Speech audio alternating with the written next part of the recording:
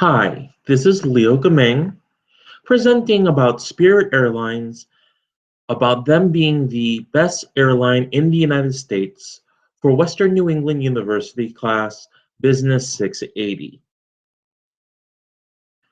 As we're looking at Spirit Airlines being the best airline in the United States, we want to know what Spirit Airlines is.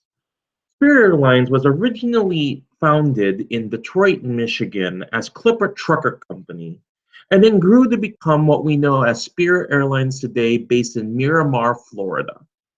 Spirit Airlines claims to be the largest and fastest growing ultra low cost carrier, and this is something different than a low cost carrier as we know today as Southwest Airlines.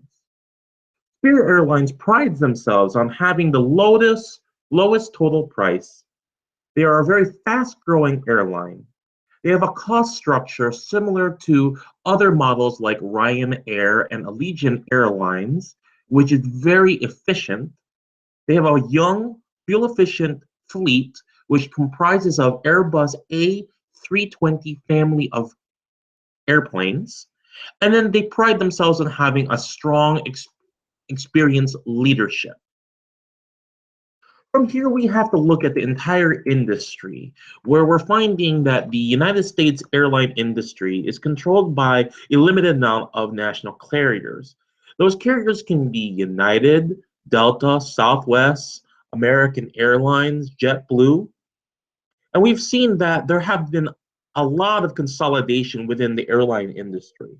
Within the past 10 to 15 years, we have seen airlines reduce from having 9 major airlines to 4 major airlines in the United States.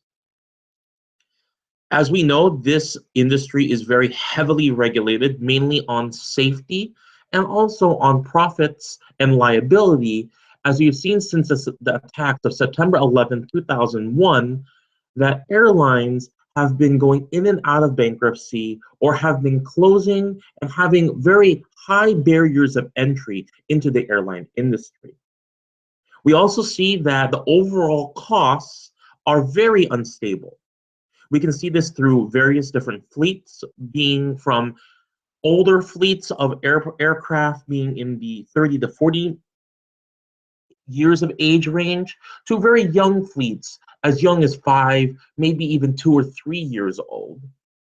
As we know, petroleum is a very, very rare resource that at times can make petroleum go up and will change the cost for jet fuel. And then, as always, labor costs, as various different unions work for the airlines. In addition to this, we have very low consumer confidence in the airline industry to the various things like customer service and the many fees that are being charged today. First, we're going to look at the airline consolidation. We can see that there were 9 core airlines that have combined into 4 major airlines. And we see that timeline moving from left to right. This image was taken from a infographic that was made in 2013, but is mainly true today as the majority of these mergers have already completed. As we see through this chart, the top airline would be American Airlines, which is a legacy carrier, and that was the combination of the former America West Airlines from Phoenix, US Airways, which was based in Philadelphia, but then moved to Phoenix due to their reverse buyout by America West. And then US Airways, the smaller carrier, buying American Airlines out of bankruptcy and completing their merger in 2013, 2014. And in this, looking at the seats, they're the #1 carrier. Then, if you go down to the bottom, Southwest Airlines, a low-cost carrier, merged with AirTran Airways in 2011. With that merger, we saw Southwest grow to having the second most market share in seats. Next, we look at Delta Airlines on this graph being the 3rd largest airline in seats. They had merged with Northwest Airlines in 2008. And then finally, coming up as 4th place, United Airlines, who had combined with Continental Airlines in 2010. With this airline consolidation, we're finding a lot of very low consumer confidence. So we have two different stories that we'd like to highlight to show that within the past couple of months, how bad our confidence is in the airline.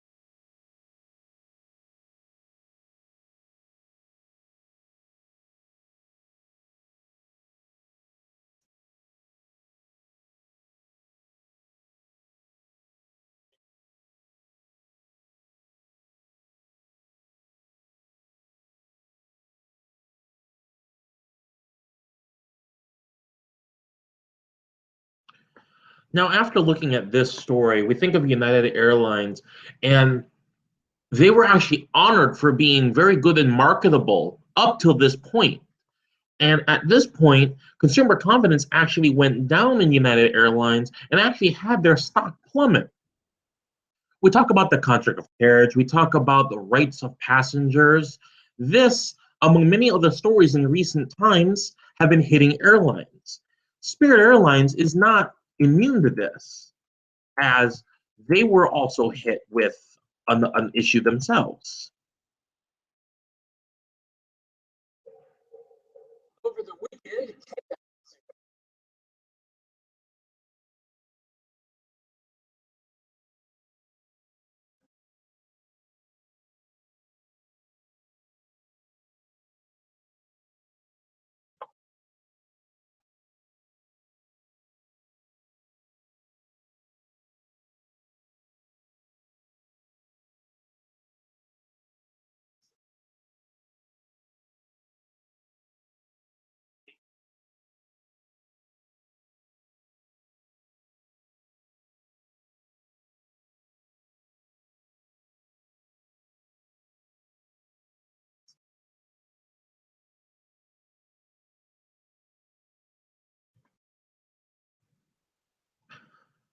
with this, we see that Spirit Airlines also is not immune. But with Spirit Airlines being a smaller airline overall, it will affect their bottom line bigger. However, with the industry moving with that low consumer confidence, it sets the bar fairly low for people to feel more softer, feel the softer side of these airlines, and actually feel that they are cared for by these airlines when they're riding them. As we further on our competitor analysis, we need to look at the various different operations of each of the different competing airlines. On this slide, we're looking at various different route maps. The route maps are those routes that the airline serves themselves. On the screen we see right now, on your left side is a route map for Spirit Airlines, and on your right, we're looking at a route map for Southwest Airlines. Unfortunately for Southwest, we could not acquire any that would show the different city pairings, but as we can see, there is a more developed route for Southwest Airlines in the continental United States. Whereas the routes in Central America, Mexico, and the Caribbean is a little bit more thought out on Spirit Airlines. However, when you're looking between the two, we can definitely see that Southwest Airlines is the larger airline with more that should have more pairs presumptively, as their network is more comprehensive in larger areas like Boston, Providence, New York City, down the seaboard all the way down to Washington, D.C., whereas Spirit Airlines serves very few of those cities. And then as you go to the middle of America, Southwest holds a lot more presence in Texas and in New Mexico, and quite a few more airports in California. We move on to a more developed route map from looking at on your left side, which is Spirit Airlines, to your right side, which is Delta Airlines. Delta Airlines, though, is a more international carrier. However, we could only fit the continental US and Canada route map. As you can see, between the differences of the Spirit operations on your left and the Delta Airlines on your right, even though Delta Airlines, according to the seat map, is the third largest airline by seats in the United States, they have a significant larger number of city pairs, which would be a significantly larger operation to handle. And as we can see, they have several different hub points in the United States, such as Atlanta, Detroit, Minneapolis, and Salt Lake City. But as we look at the Spirit map, we see that there's a couple focus cities of Fort Lauderdale, Chicago O'Hare, and Las Vegas, and Los Angeles. So their difference in the way that they operate and the cities that they serve is very distinct between the two. However, the larger network within Delta Airlines may be what slows it down rather than having a more nimble airline like Spirit. From this, we can also see that overall cost industry-wide is much lower for Spirit over their competitors as they go up. This is taken from an investor presentation from Spirit Airlines, looking at the adjusted cost per available seat mile. So this would be for the cost per mile for each available seat on a plane that they fly. And this is expressed in various different cents per mile.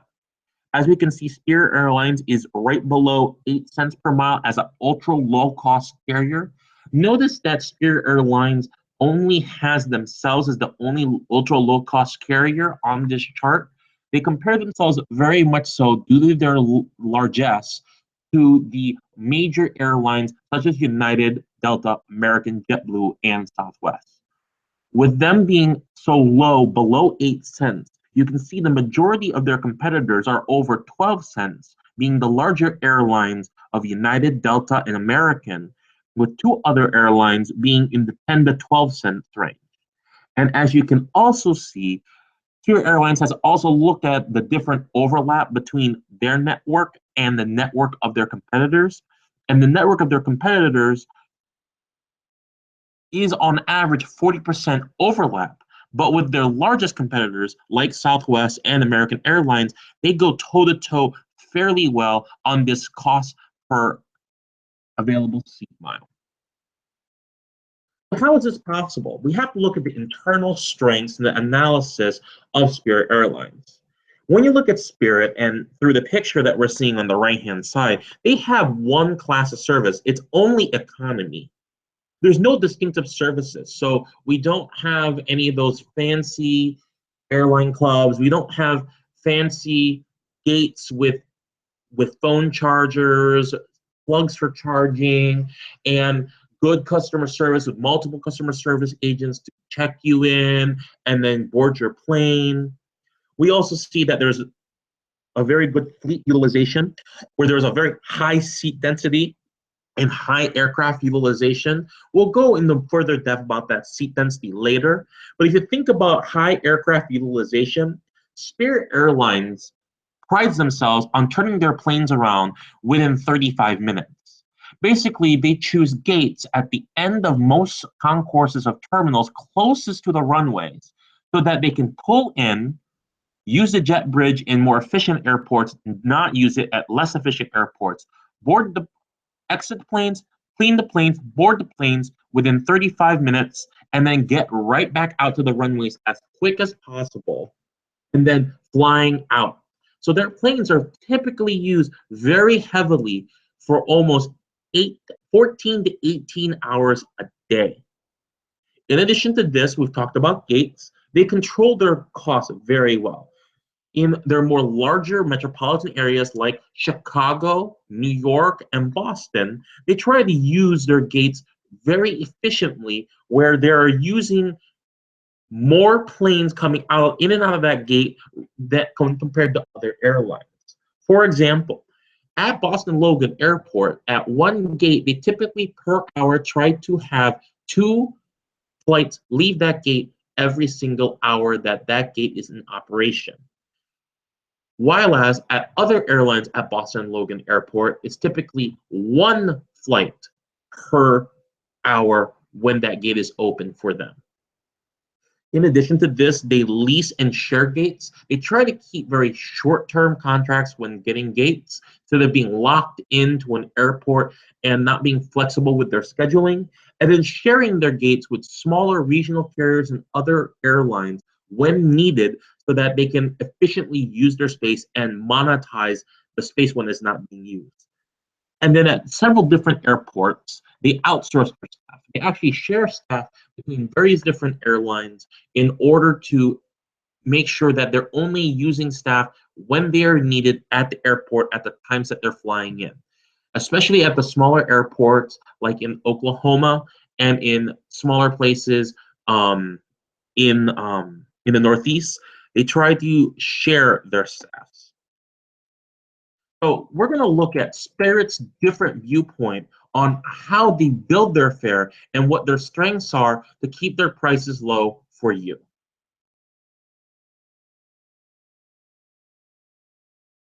I'm sorry, trying to get that video on for us.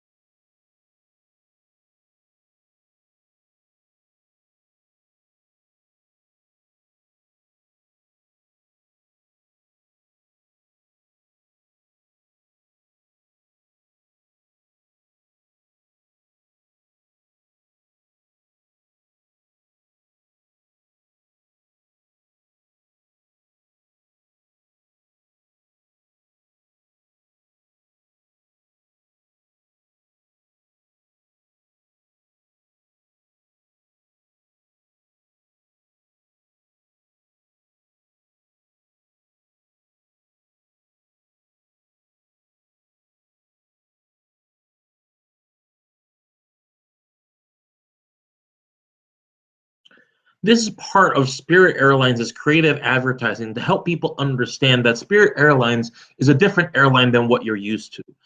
Instead of like legacy carriers where a lot of things are bundled into your fare, Spirit Airlines as an ultra low cost carrier, unbundles these and lets you pick and choose exactly what you want, where you want it, how you want it when you are flying their airline. From this, we're seeing that there's various different fare structure differences between the various different carriers.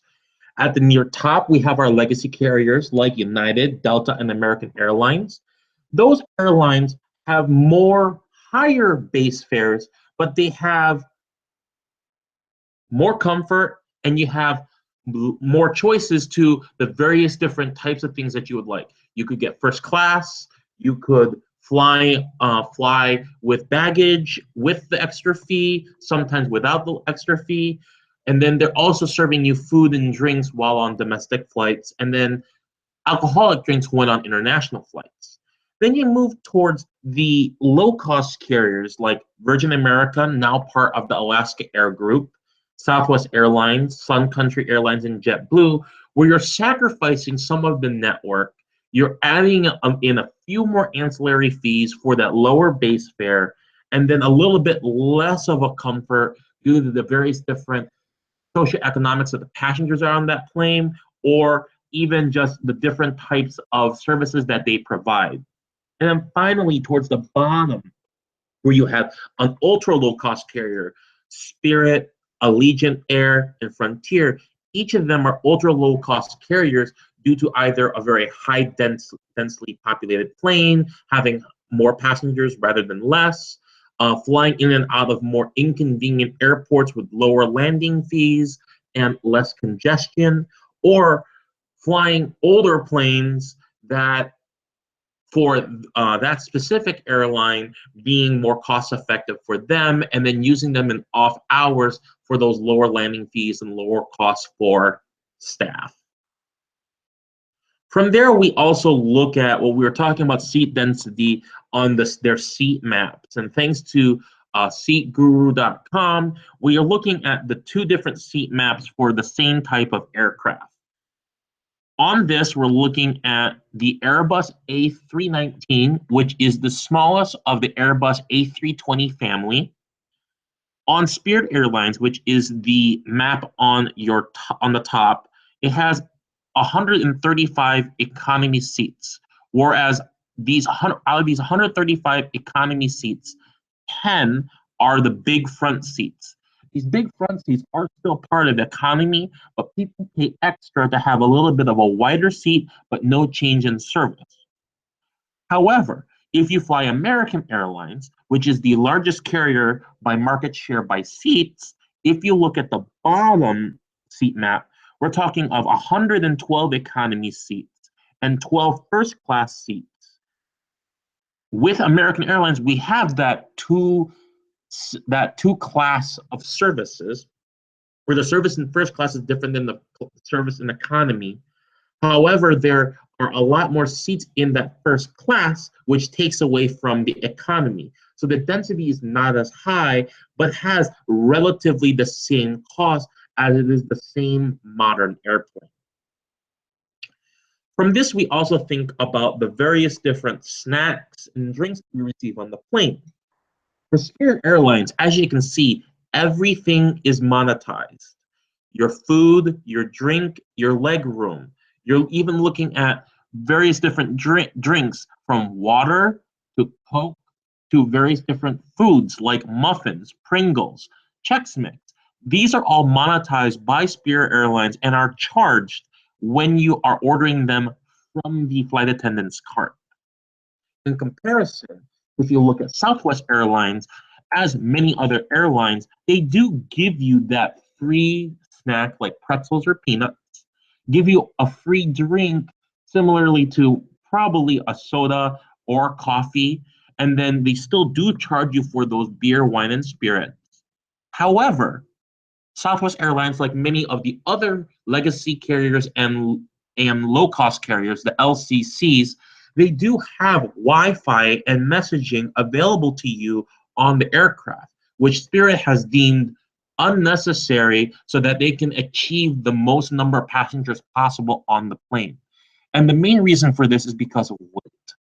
Spirit Airlines would much rather fill their planes with people rather than equipment. And here, thinking about all the things that we talked about with how Spirit Airlines operates, how they're structured, we want to look at the specific revenues that are being made for the airlines. In this comparison, we're taking information from both United Airlines, which is the fourth largest carrier in market share by seats, compared to Spirit, in the past 3 years of annual 10K reports remitted to the Securities and Exchange Commission. And unfortunately for United Airlines, we can't see the various different revenue streams being from the base fare and the ancillary fares that are being charged. Those ancillary different charges are can be the baggage fees, the food that is being sold on the airplanes. These are very well hashed out by Spirit Airlines, but not by various different other airlines. As we can see, for passenger revenue, United Airlines have seen a marked decrease in the past 3 years in their revenues, while as Spirit Airlines has seen a marked increase year over year in their total revenues for their total revenues. However, if you look at the base fare for Spirit, which is the passenger fare revenue, and the non-ticket revenue, which is those additional fees like food and baggage fees, the non-ticket revenue for Spirit Airlines has been increasing at a higher base than the passenger base fare. So we believe that Spirit Airlines' non-ticket revenue is its ticket to its growth, and also it is highlighting its strategy to charge fees rather than charging base fares to their clientele. We further look at this at Spirit's year-over-year increases, as we can see the bar graph increasing higher. And just as a reminder, this is expressed in thousands of dollars. So for the first year, we're looking at almost $2 billion of revenue for Spirit Airlines in 2014, and then looking just over $2 billion in 2015, and then approaching $2.5 billion in 2016. As we can see, the black, which is the ancillary fares, are growing more exponentially higher than the flat revenues of the base fare. As we look into this, we have to talk about the opportunities for Spirit Airlines. We're going to be looking at how they could be entering new markets. They need to continue on their low costs, focus on the aircraft mix that they have, which is basically the Airbus A320 family of aircraft, and then improving on their customer service. As Spirit Airlines is growing, they are mainly looking at various different routes that they could be flying. There are over 3,000 routes that they could potentially go after. However, looking at this graphic from Spirit Airlines, we understand that they're looking for routes that have at least 150 passengers each way. They need to meet the growth threshold for margin. So basically have a higher margin on those passengers based on the base fare. And then from that, give them the consideration of routes that they should go after. With that, they're looking at 500 routes that are prime for Spirit Airlines to go after. However, in the next 5 years, they're only looking to go after approximately 20 to 30% of those routes, being that they need to receive about 125 routes to grow. From there, we're going to look at this graphic again from Spirit Airlines, where they focus on cost. Their costs, the various different costs from labor to the aircraft to maintenance, and making sure that all those stay fairly low by keeping either outsourced, bringing them in when needed, but as we can see, they focus on cost very well by keeping their costs down to about 7 cents per available seat mile. And then from there, we understand that Spirit Airlines has a much younger fleet. Now, since they are flying this younger fleet and they are only flying this one type of aircraft, It helps the airline manage their schedules and their crews so that they can become interchangeable and available to fly any airplane and serve on any airplane, no matter what the size, as it is basically just about the same aircraft. As we can see, they're going to have approximately 31 of their A319, which is the smallest of the family. These are for more smaller developing markets, and they're more for those once a day, once every other day, smaller market type of type of markets that fly. A market that is similar to this would be probably Boston to Chicago, where they have this plane flying at least once a day. The next aircraft that they focus on is the base A320, which is about 182 seats. These are for more mature, larger markets. This mature, larger market would mainly would be Boston to Fort Lauderdale, which is a base of theirs, where they can connect to various different flights from Fort Lauderdale to the Caribbean. So this larger plane would be used on that type of route. And then the A321, which has approximately 228 seats, is for the larger high volume markets or great for markets that are constrained by slot limitations. For example, since New York's LaGuardia Airport, which is served by Spirit Airlines, is one of the more slot constrained airports. That airplane, the A321, will be mainly used at an airport like that to a hub like Fort Lauderdale to carry the most passengers possible between a very large metropolitan area to a very constrained airport to one of their larger hubs. Now, in the past year, Spirit Airlines has made a very new focus on looking at their total number of complaints. By looking at this infographic from USA Today, from the US, based on the US Department of Transportation information, we're seeing that airlines are still being complained about. However, if you look at Spirit Airlines, when compared to the other airlines in 2015, Spirit Airlines is the third most complained airline in the first half of 2015, whereas the larger airlines are just above them, with several larger airlines below them. So this is something that Spirit Airlines will need to focus on in order to move forward in the future to change the culture that they currently have. So to bring this all together and think of our SWOT analysis, Spirit Airlines, why are they the best? We discussed this earlier about their great cost advantage, where they're utilizing their planes very highly, both in time and in filling their planes. They have that single class of service that helps with just basically packing the plane and not worrying about if seats in certain classes will be filled or not. And then having that labor flexibility, outsourcing their maintenance and certain gate and check-in operations to working with their various different unions in servicing the one type of aircraft, the single aircraft, the Airbus A320 family, to bring together all their flights, bringing forth more higher profit margins, looking at their ultra low cost carrier structure, and then packing their planes full. So looking at Spirit Airlines having 145 passengers on the A319 versus having 120 or 130 passengers on various different other carriers. And then making sure that they have that sustained growth. Spirit Airlines sees there's 3,000 routes that they could go after. They know that they should go after 500 of them, but keeping their growth sustainable to that 125 that they are recommending within the next 5 years. But then, okay, Spirit, what can they improve? Customer service. They have one of the worst customer services. As I was going through this presentation and looking at this project, I hate Spirit. I really, I don't like them. And I wanted to investigate why they were the best airline. And you know what? It's opened my eyes to what the Spirit Airlines model is.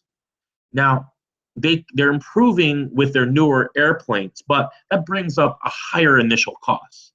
And then, as we saw with their route maps, they're much smaller in comparison to other larger air carriers.